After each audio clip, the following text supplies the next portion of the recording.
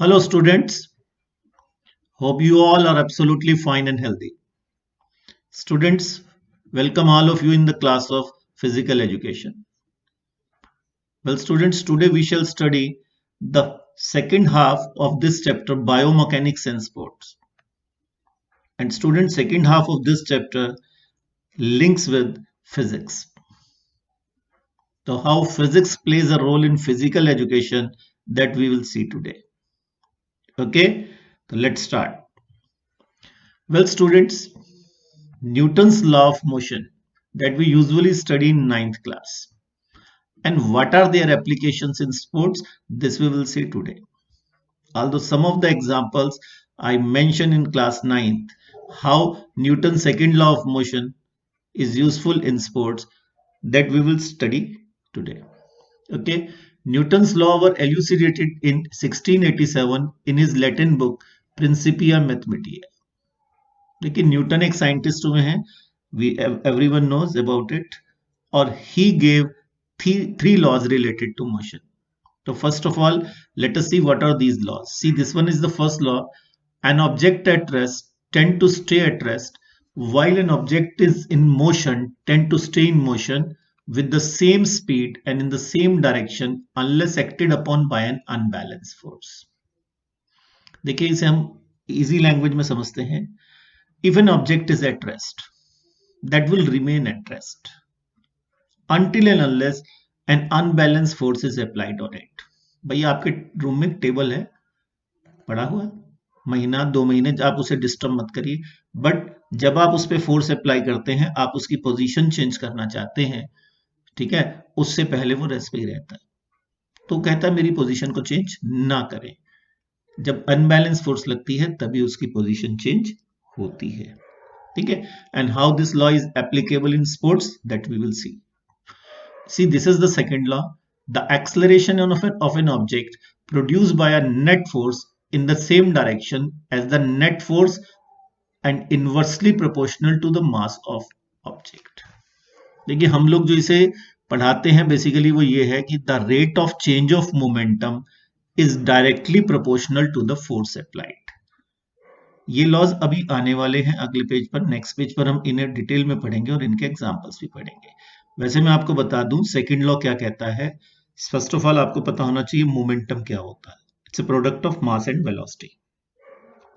ठीक है, एक चीज ध्यान रखिएगा, मोमेंटम जब भी कभी चेंज होने में टाइम ज्यादा लगेगा तो उससे फोर्स कम अप्लाई होगी, और जिसे हम कहेंगे मोमेंटम चेंज होने में टाइम का कम लगना, इसे हम बोलते हैं rate of change of momentum का ज्यादा होना. तो जब भी rate of change of momentum ज्यादा होगा फोर्स ज्यादा अप्लाई होगी, और जब भी मोमेंटम चेंज होने में टाइम ज्यादा लगेगा तो rate of change of momentum कम होगा और as a result less force apply होगी. मैं आपको अभी बताता हूं, इसका एक एग्जांपल मैं अभी देता हूं आपको, यहीं देख लीजिए. देखिए क्रिकेट प्लेयर जब फास्ट मूविंग बॉल को कैच करता है तो कैच करते वो क्या करता है, ही लोवर्स हिज हैंड, वो अपने हाथ को पीछे ले जाता है. ऐसा वो क्यों कर रहा है? When the ball is coming towards him the momentum of ball is very high, correct, और he wants to catch that ball, it means he wants to stop it, तो it means he wants to change the momentum. अगर वो suddenly stop करेगा तो time कम लगेगा और rate of change of momentum ज्यादा होगा, जिससे उसके हाथ पर फोर्स ज्यादा लगेगी. तो वो लोअर अपने हाथ को पीछे ले जाता है. By doing so he increases the time to reduce the large momentum, और जब भी टाइम ज्यादा लगेगा तो फोर्स कम अप्लाई होगी और उसके हाथ इंजर्ड नहीं होंगे. करेक्ट, ये हम अभी अगले पेज पर फिर दोबारा देखते हैं इस लॉ को. तो Newton third law of motion, it says that for every action there is an equal but opposite reaction. हर एक्शन का एक रिएक्शन होता है और वो अपोजिट होता है. भाई सिंपल सी बात है, हम बोटिंग कर रहे हैं, बोटिंग कर रहे हैं तो हम वाटर को पीछे फेंक रहे हैं पतवार से, ठीक है ना, ठीक है, तो ये एक्शन है, और पानी हमें आगे फेंक रहा है, ये रिएक्शन है, और दोनों इक्वल एंड अपोजिट है. Suppose we are walking on ground, तो we pushing the ground with our feet in backward direction and the ground pushes us in forward direction. Here action and reaction both are equal and opposite. So these are the three laws. अभी हम देखते हैं एक एक कर इन्हें और उनको क्या एप्लीकेशन है स्पोर्ट्स में वो देखते हैं. सी, basic sport movements all are governed by these three laws. So what is the first law? See, it states that body continue to remain in its state of rest or uniform motion in a straight line unless it is compelled by an external force to change the state. मतलब कोई भी object अगर rest में है तो rest में रहेगा, uniform motion में है तो यूनिफॉर्म मोशन में रहेगा, until and unless an external unbalanced force is applied on it. मैंने आपसे बताया, अभी आपको बताया, सपोज टेबल है, रेस्ट पर है, या बाहर एक्टिवा रेस्ट पर है, कार रेस्ट पर है. अगर हम उसकी पोजीशन चेंज करते हैं तो उसके लिए हमें एक अनबैलेंस फोर्स लगानी पड़ेगी जिसकी वजह से उसकी पोजीशन चेंज होगी और अदरवाइज नहीं होगी. और जब भी हम पोजीशन चेंज करेंगे और वो इसका अपोज करेगा, इसे हम इनर्शिया कहते हैं. इस फर्स्ट लॉ को, first law of motion is also called law of inertia. तो law of inertia, basically inertia क्या है हमें पता होना चाहिए. It is a tendency of an object. अब वो ऑब्जेक्ट चाहे लिविंग है या नॉन लिविंग है, it is a tendency of every living and non living object to resist the change in its position of rest और of uniform motion. कोई भी object अगर रेस्ट पे है, आप उसकी पोजीशन चेंज करेंगे वो उसे रेजिस्ट करेगा, और ये बात डिपेंड करेगी उसके मास पर. बाहर एक साइकिल खड़ी है, आप उसकी पोजीशन चेंज करना चाहते हैं, आप उसे मोशन में लाना चाहते हैं, उसका मास कम है इसलिए आपको फोर्स भी, वो रेजिस्ट कम करेगी. लेकिन वही अगर एक्टिवा है, उसके बाद कार है, तो आप सोच लीजिए उतना ज्यादा रेजिस्ट करेगी, इसलिए हमें उतना ज्यादा फोर्स लगानी पड़ेगी उसकी पोजीशन चेंज करने के लिए. ओके, तो first law of motion is also called law of inertia. Correct. Inertia का मैं एक यहाँ सिंपल एग्जांपल देता हूं. देखिए यहाँ पर, इसमें ये देखिए यहाँ पर, अगर हम एक ग्लास ले लें, इसे एक्टिविटी में से आप सिंपल भी कर सकते हैं. आप एक एम्प्टी ग्लास ले लें, उसके ऊपर एक प्लेइंग कार्ड रख दें और उसके ऊपर एक कॉइन रख दें. तो आप जब प्लेइंग कार्ड को फ्लिक करेंगे हाथ से, अगर आप स्मार्टली फ्लिक करेंगे तो वो कॉइन ग्लास में चला जाएगा. क्यों? क्योंकि जब आप उसे फ्लिक करेंगे, that card will come in motion, but that coin on the top of the card, it will resist the change. और जब वो उसका चेंज का विरोध करेगा तो वो मोशन में नहीं जाएगा, वो वहीं का वहीं नीचे गिर जाएगा. करेक्ट. तो इस लॉ के कुछ गेम्स में भी एप्लीकेशंस हैं. What are those applications? Let us सी.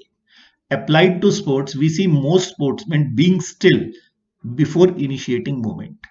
आपने देखा होगा ज्यादातर स्पोर्टमैन जो हैं, कोई भी मूवमेंट इनिशिएट करने से पहले स्टिल, सीधे खड़े रहते हैं, क्योंकि मूवमेंट के लिए उन्हें रेजिस्ट करना पड़ेगा, फोर्स लगानी पड़ेगी, मस्कुलर फोर्स. और जिस मस्कुलर फोर्स, जितना मस्कुलर फोर्स लगाएंगे उतना मूवमेंट ज्यादा बढ़िया आएगा. Like a diver standing still on the diving board.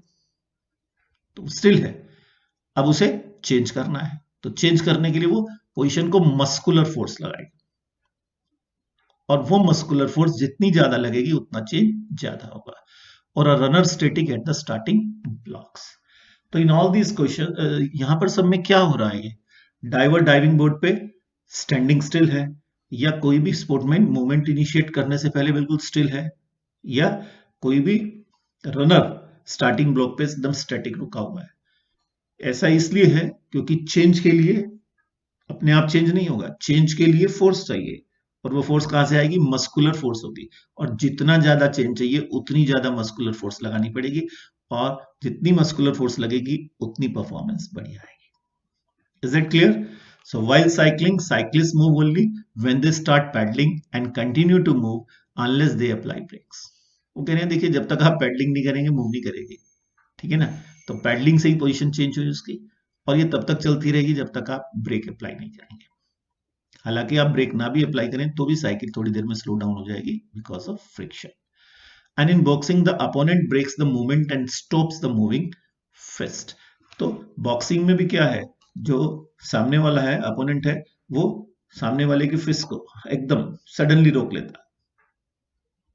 ठीक है? तो चेंज, तो यहां सब जगह जो अप्लाई हो रहा है that is first law of motion और लॉ ऑफ इनर्शिया. ओके, तो सेकेंड लॉ देखिए अब आप यहां पर.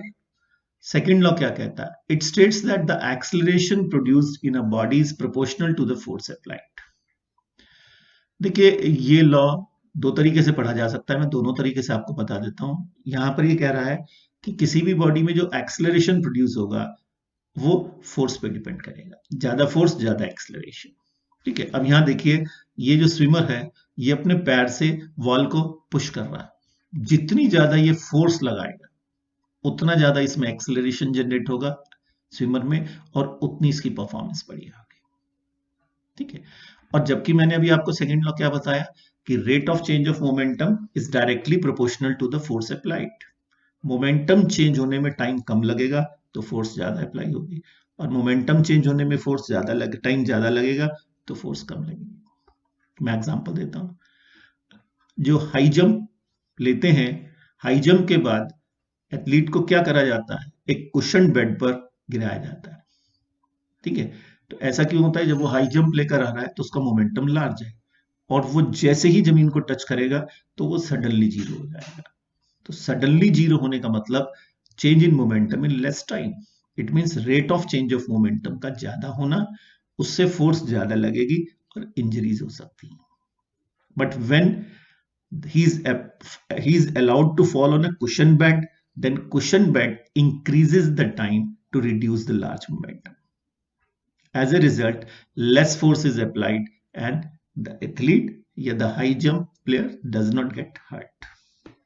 ओके, तो क्रिकेट में भी मैंने आपसे बताया था कि फास्ट मूविंग बॉल को अगर सडनली आप हाथ आगे लाकर रोक लेते हैं तो it means you have reduce the large momentum in less time. तो जब भी टाइम लेस लगेगा फोर्स ज्यादा लगेगी और हाथ पे चोट लग सकती है। करेक्ट, तो they all things in games they are related to second law of motion. Applied to sports, we know that throwing the cricket ball need force. भाई क्रिकेट बॉल को फेंकने के लिए क्या चाहिए? फोर्स। तो जितना ज्यादा हम आर्म स्विंग करेंगे उतना ज्यादा फोर्स लगेगी और उतना ज्यादा बॉल एक्सेलरेट करेगी। करेक्ट, स्विमर्स पूल की वॉल को यूज करते हैं फोर्स जनरेट करने के लिए, और जितना ज्यादा फोर्स होगी उतना ज्यादा एक्सेलरेशन प्रोड्यूस होगा।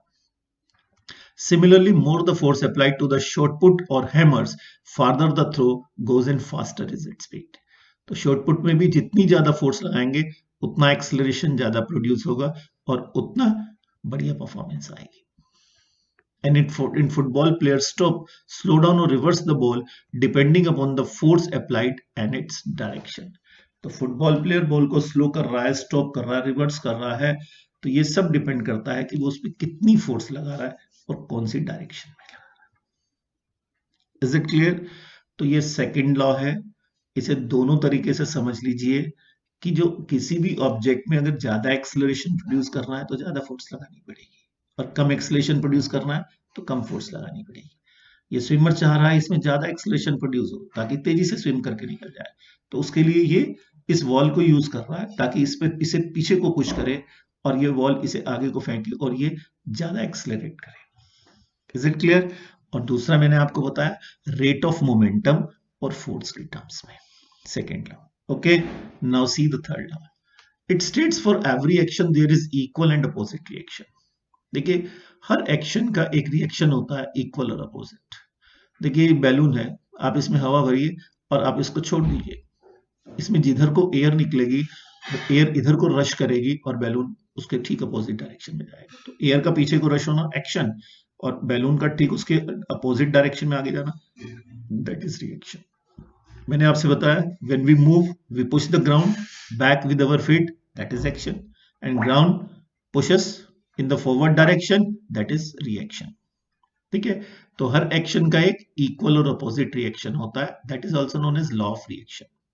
This is applied in virtually every sport. ये कह रहे हैं ये हर स्पोर्ट में अप्लाई किया जाता है। Thus a swimmer pushes the hand and feet against the water while the water pushes back the swimmer. Swimmer swimming करते हुए अपने हाथ से और पैर से पानी को पीछे फेंकता है, पानी उन्हें आगे फेंकता है। Thus moving the swimmer forward. While walking, we press the ground backward. मैंने अभी बताया, and with the feet while the ground pushes us forward in the opposite direction. जितनी फोर्स से हम ग्राउंड को पीछे की तरफ पुश करेंगे, ग्राउंड हमें उतनी आगे की तरफ भेजेगा। ठीक है। तो when a gun is fired the recoil is direct reflection of opposite force. आपने देखा होगा जब कभी गन, जब हम बुलेट फायर करते हैं तो गन पीछे को जर्क लेती है, हल्का सा रिकॉइल होती है। ऐसा क्यों है? ये भी है, एक्शन रिएक्शन है। देखिए, गन फायर करने पर बुलेट आगे की तरफ जाती है बहुत तेजी से, ठीक है, तो लार्ज फोर्स है। तो जितनी फोर्स बुलेट पर आगे की तरफ है उतनी ही फोर्स गन पर पीछे की तरफ लगती है। लेकिन फोर्स जो है वो प्रोडक्ट होता है मास और एक्सेलरेशन का। तो बुलेट का मास कम, इसलिए उसमें एक्सेलरेशन ज्यादा। लेकिन क्योंकि गन का मास ज्यादा है तो इसलिए उसमें एक्सेलरेशन कम प्रोड्यूस होता है और वो थोड़ा सा जर्क लेती है। इसे हम कहते हैं कि गन का रिकॉइल होना। Is it clear? तो why does a gun recoil when bullet is fired from it? Because bullet goes in forward direction with great force, and according to law of action and reaction, gun goes in backward direction with the same force. But since the mass of gun is high, so इसका acceleration उतना नहीं होता जितना bullet का होता है। तो एक सीधे झटका लेती है बस, therefore it recoils. Correct? The ball gets sent off from the bat of cricket because the bat opposes the force of incoming ball. यहाँ भी action है, reaction है। ओके, तो ये न्यूटन के 3 लॉ हैं और इनके यूजेस हैं। अब हम देखते हैं फ्रिक्शन इन स्पोर्ट्स। देखिए, साइकिलिंग कर रहे हैं तो फ्रिक्शन जरूरी है। फ्रिक्शन को हम एक नेसेसरी इविल कहते हैं। फ्रिक्शन होना भी जरूरी है लेकिन उसके कुछ नुकसान भी है।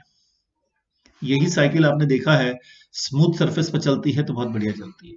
हम इसमें चैन पे ग्रीस लगाना, ऑयलिंग करना, इसकी ये फ्रिक्शन को रिड्यूस करने के तरीके हैं, ठीक है। लेकिन ये साइकिल आपने देखा जब सैंड के ऊपर जाती है तो चलानी मुश्किल हो जाती है क्योंकि रफ सरफेस का फ्रिक्शन बढ़ जाता है जिसकी वजह से इसका मूवमेंट नहीं हो पाता।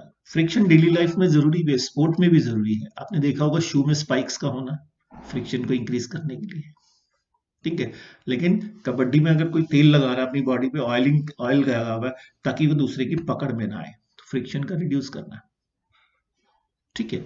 तो फ्रिक्शन, तो क्या कह रहा है ये encyclopedia Britannica defines friction as the force that resists the sliding or rolling of one object over the other. अगर एक ऑब्जेक्ट दूसरे के ऊपर स्लाइड या रोल कर रहा है तो फ्रिक्शन, फोर्स ऑफ फ्रिक्शन उसका अपोज करती है। Friction is also defined as the force resisting the relative motion of solid surfaces, fluid layers and material elements sliding against each other. तो फ्रिक्शन जो है डिपेंड करता है दो सरफेसेस की मटेरियल पर। जिन दो सरफेस के बीच में फोर्स ऑफ फ्रिक्शन लग रही है, जितनी वो स्मूथ होंगी उतना फोर्स ऑफ फ्रिक्शन कम होगा और जितना रफनेस बढ़ती जाएगी फोर्स ऑफ फ्रिक्शन बढ़ता जाएगा। आपने देखा होगा कैरम के गेम में हम टेल्कम पाउडर स्प्रिंकल करते हैं, उसपे पाउडर स्प्रिंकल करने से फ्रिक्शन रिड्यूस होता है, सरफेस की स्मूथनेस बढ़ती है। रिड्यूस होने से उसमें आराम से जो स्ट्राइकर है उसका मूवमेंट बढ़ जाता है, करेक्ट। तो ये फ्रिक्शन की वजह से। अब आगे देखिए, well as the smoothness and roughness of two surfaces, simply put, if we measure the force required to start movement between two objects that are in contact with each other, we get the idea of friction between them. देखिए, मैं आपको next slide में friction detail में समझाता हूं। ये देखिए, friction basically दो तरह का होता है, स्टैटिक एंड डायनामिक। देखिए, अगर एक ऑब्जेक्ट रेस्ट पे है, ठीक है, तो इस समय जो हम इस पर फोर्स लगा रहे हैं, जो फ्रिक्शन इस समय वर्क कर रहा है, that is static. But the object if it is already in motion, तो उसमें दो तरह का फ्रिक्शन है, एक स्लाइडिंग और दूसरा रोलिंग, तब हम उसे डायनामिक फ्रिक्शन कहते हैं। अब स्टैटिक फ्रिक्शन देखिए, ये काफी हैवी ऑब्जेक्ट है और ये पर्सन इसे पुश करना चाह रहा है, तो ये फोर्स अप्लाई कर रहा है। तो ये जो फोर्स ऑफ फ्रिक्शन है ये हमेशा मोशन के अपोजिट डायरेक्शन में लग रही है। तो ये अगर फोर्स इधर को लगा रहे हैं तो फोर्स ऑफ फ्रिक्शन इधर को वर्क कर रही है, और वो फोर्स ऑफ फ्रिक्शन इस पर्सन के द्वारा अप्लाई की गई फोर्स को बैलेंस कर रही है, जिससे ये ब्लॉक अपनी जगह से मूव नहीं कर पा रहा, ठीक है। स्टेटिंग फ्रिक्शन सेल्फ एडजस्टिंग होता है। इन्होंने हल्की कम फोर्स लगाई, फ्रिक्शन तभी एक्शन में आता है जब फोर्स अप्लाई होती है, तो फोर्स ऑफ फ्रिक्शन ने इसे फोर्स को बैलेंस कर दिया। इन्होंने और फोर्स लगाई, हो सकता है फोर्स ऑफ फ्रिक्शन उसे भी बैलेंस करते हैं, तो ये सेल्फ एडजस्टिंग है। लेकिन एक स्टेज ऐसी आती है when the force applied by this person If it becomes more than the force of friction, static friction, then ये force unbalance हो जाएगी and this block will start moving in this direction. Okay, तो हम जैसे एक car है या एक ट्रक खड़ा है और हम उस पर फोर्स लगा रहे हैं, वो मूव नहीं कर रहा। वो इसलिए नहीं कर रहा है क्योंकि जब हम फोर्स लगा रहे हैं तो ट्रक के जो पहिए जमीन जमीन के कांटेक्ट में, वहां फोर्स ऑफ फ्रिक्शन है। जैसे ही हमने फोर्स लगाई, फोर्स ऑफ फ्रिक्शन एक्शन में आ गई और उसने हमारी लगाई हुई फोर्स को बैलेंस कर दिया। हमने और बढ़ाई फोर्स, उसने उसे बैलेंस कर दिया। हम इतनी फोर्स नहीं लगा पाते कि फोर्स ऑफ फ्रिक्शन को ओवरकम कर सके ट्रक के केस में, तो इसलिए वो मूव नहीं करता। But in case of cycle and Activa, तो when the force applied by us overcomes the force of friction, then the object starts moving. Correct? So static friction, it is a force that keeps an object at rest. It must be overcome to start moving the object. When the opposing surface of the object in motion are irregular, they increase resistance to movement. तो जितना ज्यादा irregular surface होगी, static friction उतना ज्यादा होगा। Friction जरूरी भी है। आप मैच बॉक्स में माचिस की तीली निकालकर उसे जला रहे हैं, तो अगर मैच बॉक्स की सरफेस रफ नहीं होगी, फ्रिक्शन ज्यादा नहीं होगा, तो स्पार्क नहीं होगा। बारिश के दिनों में गीली हो जाती है माचिस, तो कई बार बहुत मुश्किल होती है उसे जलाने में, क्योंकि फ्रिक्शन कम हो गया। हम बोर्ड पे लिख पा रहे हैं, that is because of friction. Board की अगर कोई जगह चिकनी हो, उस पर ऑयल लगा हो, वहां लिखा नहीं जा सकता, क्योंकि फ्रिक्शन कम हो गया। सड़क पर साइकिल चल रही है, एक्टिवा चल रहा है, एक्टिवा में आपने देखा होगा जितने भी व्हील्स पहिए होते हैं, उनमें सब में ग्रूव्स होते हैं, कट्स लगे होते हैं, वो फ्रिक्शन बढ़ाने के लिए, ताकि जमीन पर पकड़ बढ़िया बन सके उनकी। ओके, तो when we try to push a desk और table, it does not move. अभी जैसा मैंने बताया, it is because of the static friction because being excited. Once the movement start, static friction ends and dynamic friction come into play. तो अगर हम इस box को मूव कर रहे हो, जब तक ये रुका हुआ है तब तक static friction, as soon as it starts moving, then static friction ends and dynamic friction comes into play. Dynamic friction moving objects में काम करता है। तो डायनेमिक फ्रिक्शन देखें, dynamic friction starts the moving and object start moving on another. जैसे ही एक object दूसरे पर मूव करना स्टार्ट करता है, dynamic friction comes into play. It is also known as kinetic friction, sliding friction और मूविंग फ्रिक्शन, ये भी इसी के नाम है। It is the amount of retarding force between two objects that are moving relative to each other. देखिए, dynamic friction के भी कुछ काइंड्स है। एक sliding friction, the friction starts when one object slides over the other, for example on a table slipping over a slope, or when we slide down the slides, or in ice skating. आप यहाँ पर देखिए, जब आप ये देखिए कि अगर स्लाइडिंग हो रही है, the friction starts when an object slides over the other. जब एक ऑब्जेक्ट दूसरे के ऊपर ऊपर स्लाइड कर रहा है, उस केस में जो फ्रिक्शन है, that is called sliding friction. Okay, और दूसरा है रोलिंग फ्रिक्शन। तो जब एक ऑब्जेक्ट दूसरे के ऊपर रोल कर रहा है, तो उस समय जो फ्रिक्शन है, that is called rolling friction. Rolling friction सबसे कम होता है, स्लाइडिंग उससे कम है, और स्टैटिक सबसे ज्यादा होता है। ओके, तो इसलिए आपने देखा भी होगा कि अगर कोई ऑब्जेक्ट रेस्ट पे है, तो उसे मूव करने के लिए ज्यादा फोर्स लगानी पड़ती है, लेकिन अगर एक बार वो मूवमेंट में आ जाता है, तो फिर वो फोर्स उतनी नहीं रह जाती जितनी शुरू में, क्योंकि स्टैटिक में फोर्स ज्यादा होती है। तो to overcome that static friction, more force is required. But once the object starts sliding or rolling over the other surface, then less force is required to continue the motion. Okay, now what are the advantages and disadvantages of friction in sports? फायदे भी हैं इसके और नुकसान भी हैं। Friction is a vital force in our lives in sports. It allows us to grip sports equipments. हम जो स्पोर्ट इक्विपमेंट में ग्रिपिंग बनाते हैं, पकड़ते हैं, जैसे बैट है, रैकेट है, तो उसकी जो जिस जगह को हम ग्रिप करते हैं, वो रबड़ का बना होता है, रफ सरफेस का, ताकि हमारी ग्रिप अच्छी बन सके। रफ सरफेस का मतलब फ्रिक्शन ज्यादा, ग्रिपिंग बढ़िया। Okay, run and even perform well, और उसे हम पकड़कर भाग भी आसानी से सकते हैं और बेहतर परफॉर्म कर सकते हैं। While friction is an advantage in many cases, sometimes it proves to be handicap as well. लेकिन कभी कभी ये डिसएडवांटेज भी है हमारे लिए। Use of spiked footwear in sports like racing and use of studs in football shoes and even cricket shoes ensure that friction offers an advantage as a stabilizer. मैंने आपसे बताया था कि स्पोर्ट्स में स्पाइक्स यूज करना footwear में, या studs in football, या इवन फुटबॉल शू में, और या इवन क्रिकेट शू में, तो ये इंश्योर करता है ताकि फ्रिक्शन बेहतर रहे, ज्यादा रहे। हमारी ग्रिपिंग बनी रहे जमीन पर, पकड़ बनी रहे, स्लिप ना हो, गिरे नहीं। Use of dusting powder by gymnast, gymnast dusting powder use कर रहे हैं to increase the friction, and by carrom player is an effort to use friction as an advantage. तो इसमें जो कैरम में हो रहा है वो फ्रिक्शन को रिड्यूस करने के लिए हो रहा है। In sports equipment like badminton racket have rough grips on the handle to offer player a stronger hold. Racket में, बैडमिंटन के रैकेट में जो ग्रिप है वो रफ होने से फ्रिक्शन ज्यादा है, ग्रिपिंग बढ़िया बनती है। During cycling friction from the track offers protection from skidding of. Cycling के दौरान कुछ फ्रिक्शन साइकिल के पहिए और सड़क के बीच में होना बहुत जरूरी है, नहीं तो स्लिप हो जाएगी, ठीक है। लेकिन ये फ्रिक्शन बहुत ज्यादा होने पर साइकिलिंग करने वाले को एफर्ट्स भी ज्यादा लगाने पड़ते हैं। ओके, तो दोनों ही चीजें हैं, फ्रिक्शन चाहिए भी साइकिल को सड़क पर चलने के लिए, पर बहुत ज्यादा होने पर बहुत ज्यादा मस्कुलर फोर्स भी लगती है to overcome that friction. Friction, however, is disadvantages in few sports. While cycling at high speed, the tires heat up because of friction offered by the road and may burst. अगर cycle बहुत high speed पे जा रही है sports में और बहुत ज्यादा हाई स्पीड पर टायर्स और जमीन के बीच में फ्रिक्शन की वजह से हीट प्रोड्यूस होती है और कई बार टायर बस्ट हो जाती है। Similarly racing cars experience tyre bust because of the heat generated from the racing track due to friction. Racing cars बहुत तेजी से जा रही हैं, ट्रैक और व्हील्स के बीच में फ्रिक्शन की वजह से हीट जनरेट हो सकती है और उससे टायर बस्ट हो सकते हैं। Skiers need to decrease friction as it tends to slow them down. Weightlifters need more friction between their feet and the floor to prevent slipping while lifting heavy weights.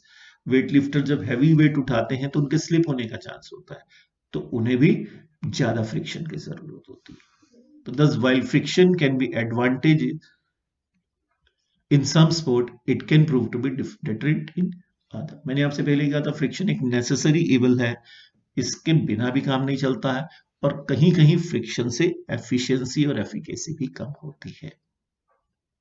Okay, इसी तरह sports में भी friction required भी है कई जगह, जैसे मैंने अभी बताया ग्रिपिंग वगैरह के लिए, और कहीं जगह फ्रिक्शन से नुकसान भी होता है। That's it. तो ये आपका चैप्टर था biomechanics and sports. This was the second part and now chapter is over. Okay, thank you very much, bye bye.